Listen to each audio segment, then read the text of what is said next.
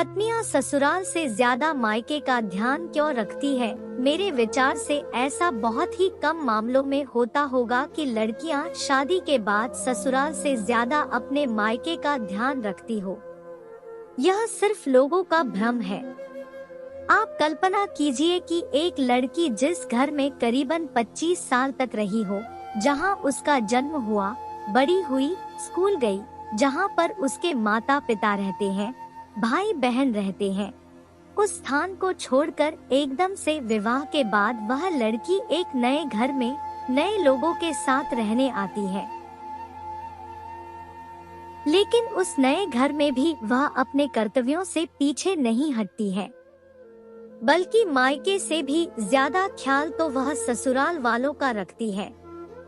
सुबह सबसे जल्दी उठने से लेकर रात को सबसे देरी से सोने तक के काम वह रोज करती है। अपने पति के, अपने बच्चों के या ससुराल वालों के सारे काम भी वही करती है। परंतु हमें यह नहीं भूलना चाहिए कि इस घर के अलावा उसका एक दूसरा घर और भी है, जहां उसके करीबन 25 साल गुजरे हैं। वहां उसको जन्म देने वाले माता पिता रहते हैं। वह वहाँ भी बात जरूर करेगी, उनका सुख दुख अपने ससुराल वालों को बताएगी, उनके घर की खुशियाँ भी बताएगी, उनके घर के दुख भी बताएगी। जब उसके मायके से कोई अच्छी खबर आएगी तो वह खुशी से फूली न समाएगी, और जब उसके मायके से कोई बुरी खबर आएगी तब वह दुखी हो जाएगी।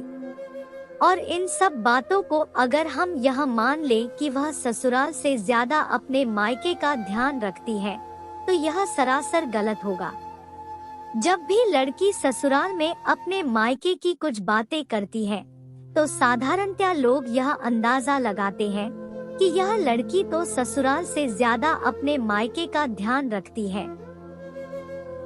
परंतु सच्चाई यह होती है कि वह ससुराल का ध्यान सबसे ज्यादा रखती है, लेकिन साथ ही उसे अपने मायके की फिक्र जरूर होती है।